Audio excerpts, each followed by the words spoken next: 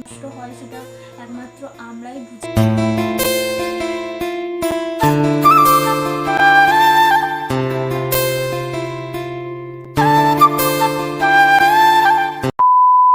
Hello everyone, welcome back to my channel. কেমন আছো তোমরা সকলে? আশা করছি সকলে ভালো আছো, আর আমিও কিন্তু বেশ ভালো আছি। কদিন ধরে যদিও ভালো ছিলাম না, এখন বেশ ভালো আছি আর সুস্থ আছি।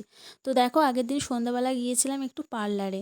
তো তারপর পার্লার থেকে আসার পরই কিন্তু আমার প্রচুর জ্বর এসেছিলো। তো পার্লারে দেখো গেছি সুস্থভাবেই, আইব্রো করতে গিয়েছিলাম। তো তারপরেই কিন্তু আমার প্রচুর জ্বর এসেছিলো, কারণ ঠান্ডাটা কদিন ধরে খুবই লেগেছে, তার মধ্যে আবার বাইরে বেরিয়েছি, ঝপ করে ঠান্ডাটা লেগে গেছে।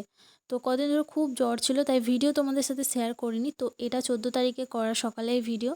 তো দেখো, সকালবেলা ঘুম থেকে কিন্তু আমি উঠে পড়েছি। এখন বাজছিল প্রায় 8টা। উঠেছি অনেকক্ষণই, বাট বিছানার মধ্যে ল্যাট খাচ্ছিলাম। তো এদিক ওদিক করতে করতে 8টা বেজে গেছে। তো তারপর জ্বরও এসেছিলো একটু। তো মা বললো, ওঠ, খাওয়া দাওয়া কর, চান কর, দেখ অনেকটা সুস্থ লাগবে। তো উঠে খাওয়া দাওয়া করলাম, ব্রাশ করে এসে এদিকে খাচ্ছিলাম চা আর বিস্কিট। তো যদিও মুখে ভালো লাগছিল না, মা ওই আর কি জোর করে খাওয়াচ্ছিল যে খা খা, না হলে ভালো লাগবে না।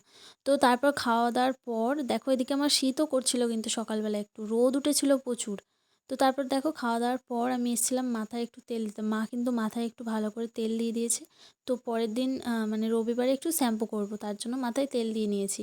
আজকে ছিল শনিবার। তো এদিকে দেখো, আগের দিন সন্ধ্যাবেলা ভাইপো না বিছানার মধ্যে হিসু করে দিয়েছে। তো এত বাজে গন্ধ বেরোচ্ছিলো, আগের দিন সন্ধ্যাবেলা করেছে। তো সকালবেলায় আমি মাকে বললাম যে চলো আগে এটাকে রোদে দিই, তারপর বাকি কাজ হবে। তো মাকে আমি ডেকে নিয়ে এলাম, একা একা করতে গেছিলাম ভাঁজ, তো পারিনি, এত ভারী। তার মধ্যে আবার শরীরটা দুর্বল, এনার্জি তো গায়ে নেই। তো প্রথমে দেখো মাকে আমি তুলে দিতে গেলাম, কিন্তু পারলাম না, পড়ে গেল। তো মা কিন্তু একাই চলে গেল, মাকে কাঁধে তুলে দিলাম, মা কিন্তু একাই নিয়ে চলে গেল ছাদে ওটাকে মেলতে। তো তারপরে এখানে কদিন ধরে কিছু জামা কাপড় কাচবো বলে রেখে দিয়েছিলাম, কারণ শরীরটা খারাপ, তাই কাচা হয়নি। মাকে বলেছিলাম, মা বললো কেচে দেবে, বাট আমি বললাম থাক, আমি কেচে নেবো। মাও কাজের চাপে আর করা হয়নি, মায়ের কাচা হয়নি। তো আমি কেচে নিচ্ছি। তারপর ভাবলাম তো ঘর দুয়ারটাও একটু পরিষ্কার করে নিই, সামনে আর 2 দিন আছে হাতে, বিয়ে মাত্র, বিয়ে বাড়ি আমাদের পাশেই বিয়ে।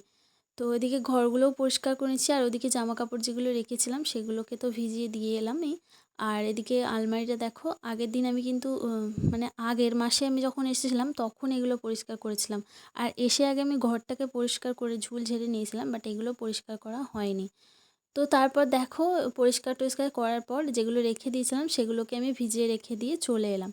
তো তারপর খাওয়া দাওয়ার পর কিছুক্ষণ পর এসেছিলাম এগুলোকে কাচতে। তো অনেকটাই বেলা হয়ে গেছিলো, ভাবলাম কেচে দিই, এরপর আবার সন্ধে নেমে যাবে, না হলে আবার কাচা হবে না, রোদটা কমে গেলে আর শুকাবে না। তো সেগুলোকে কলতলার মধ্যে ভালোভাবে কেচে নিচ্ছি, আর মাও গেছিলো দোকান। তো আমি এগুলোকে কেচে নিচ্ছি। তো শ্যাওলা পড়েছে দেখো, কত কলতলায় যতই পরিষ্কার করা হোক কলতলাটা কিন্তু এইভাবে শ্যাওলা পড়েই থাকে।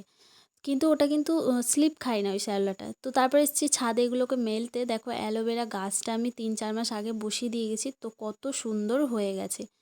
তো দেখে খুব ভালো লাগছিলো যে বসিয়ে দিয়ে গেছি, কত সুন্দর হয়েছে। দেখো, একজনাদের বাড়ি থেকে আমি এনে অ্যালোভেরা গাছটা বসিয়েছিলাম। তো তারপর জামা কাপড়গুলো কিন্তু আমার কাচা হয়ে গেছে, সেগুলোকে কিন্তু মেলে দিলাম।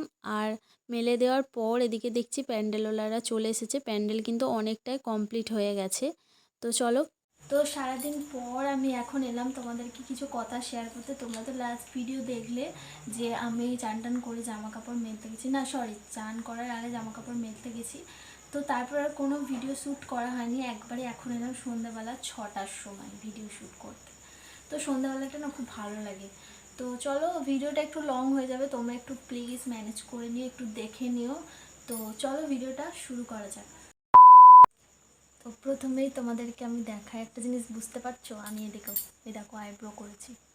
আমি কিন্তু কোনোদিন আইব্রো করি না, সেই লাস্ট করেছি কালী পুজোর সময়, লাস্ট কালী পুজোর সময় করেছি, আগের বছর 2023-এ। আর এই 2024-এ আবার করলাম। কারণ কি বলতো, প্রচুর লাগে। তো করছিলাম যখন, মানে দাঁত মুখ পুরো খিচাচ্ছিলাম যে কখন আমাকে ছাড়বে। এইটা করা হয়েছে, তারপর হচ্ছে এটা আর করবো না, ছেড়ে দাও, কিন্তু না করলেও বাজে লাগবে। তো অনেক কষ্টে আবার এটা করেছি, তো প্রচুর লেগেছে। তো চলো তোমাদেরকে কিছু কথা শেয়ার করি। তো লাস্ট ভিডিও তো তোমরা দেখলেই। তো তারপর একটু খাওয়া দাওয়ার পর ঘুমিয়ে পড়েছিলাম। তো তারপর আবার তোমাদের দাদাভাই ফোন করেছিল, তার সাথে কথা বলছিলাম, কথা বলতে বলতে আর কোনো ভিডিও শ্যুট করা হয়নি। তো কজন আমাকে প্রশ্ন করেছো যে দিদি তুমি কিসে ভিডিও এডিট করো? তো আমি ভিডিও এডিট করি ইনশর্টে। ইনশর্ট অ্যাপটা আমার কাছে খুব সহজ মনে হয়। তো ইনশর্ট অ্যাপে তোমরা ভিডিও এডিট করে দেখতে পারো, অবশ্যই তোমাদের খুব ভালো লাগবে, আমার তো খুব ভালো লাগে। আমাদেরকে আমি আগের ভিডিওতে বলেছিলাম যে বিদেশবাবু বাড়ি আসছে, কবে কি সেটাও বলেছিলাম যে জানুয়ারি মাসের প্রথম দিকেই আসছেও, তো সেটা আর হলো না। জানুয়ারি মাসের প্রথম দিকে আর আসছে না। এতগুলো দিন অপেক্ষা করার পর, দিন গোনার পর যখন একজন স্ত্রীকে শুনতে হয় যে এই দিনে আমি আসছি না, তো কতটা কষ্ট হয় সেটা একমাত্র আমরাই বুঝি, আর তারাই বোঝে যাদের স্বামী কাজের উদ্দেশ্যে বাইরে থাকে। তো চলো, তোমার যারা বুঝবেন তাদেরকে তো আর বলার নেই, কিছু কিছু মানুষ আছে তাদের ন্যাকামো মনে হবে, তো তোমরা ভাবতেই পারো। আবার কেউ কেউ আছো বলো ভিডিও ভালো লাগে না, তো ভালো লাগে না দেখো না, দেখো আমি তোমাদেরকে জোর করছি না, দেখো না, আমার যেটা কাজ আমি সেটা করবো। তো চলো এবার বলি যে ওর তো আসার কথা ছিল জানুয়ারি মাসের প্রথম দিকে, বাট এখন আর আসবে না। তো না আসার কারণ হচ্ছে যে ও যেখানে কাজ করতো সেখান থেকে অন্য জায়গায় ওকে ট্রান্সফার করা হয়েছে। এটা কিন্তু খুব খুশির খবর। তো খুশির খবরের সাথেও যখন ও আমাকে বললো যে এখন বাড়ি যাব না, তখন কিন্তু আমার মনটা খুব খারাপ হয়েছিল, খুব মানে খুবই, উপরন্ত আমি কান্না করে ফেলেছিলাম। তো তারপর আবার ও আমাকে বোঝালো যে দেখো আমাদের যা হয় ভালোর জন্য হয়। তো আমিও বুঝলাম যে হ্যাঁ, যা করে কিন্তু ঠাকুর ভালোর জন্যই করে। তো তার কারণে চুপচাপ হয়ে গেলাম যে 6টা মাস তো অপেক্ষা করলাম, তো আরও না হয় 4-5টা মাস অপেক্ষা করব, দেখতে দেখতে দিনগুলো কিন্তু কেটে যাবে, এই ভেবে কিন্তু মনকে মানে বুঝিয়ে নিলাম। তো আর কি আর করা যাবে, ও কিন্তু অনেক আশায় ছিল, উপরন্তু ওর টিকিটও কাটা হয়ে গেছিলো, টিকিটটাও উপরন্তু ওকে ক্যান্সেল করতে হলো। কিন্তু এখন যদি ও আসে, ও ছুটি বেশি দিন পাবে না, খুব জোর 10 দিন। তারপর নতুন এক জায়গায় কাজে ট্রান্সফার হয়েছে, সেখান থেকে যদি এই 1 মাস কাজে গিয়ে যদি 1 মাস পরের মাসে ছুটি নেয়, সেখানে একটু প্রবলেম হতে পারে, তার কারণেই ও এই ডিসিশান নিয়েছে।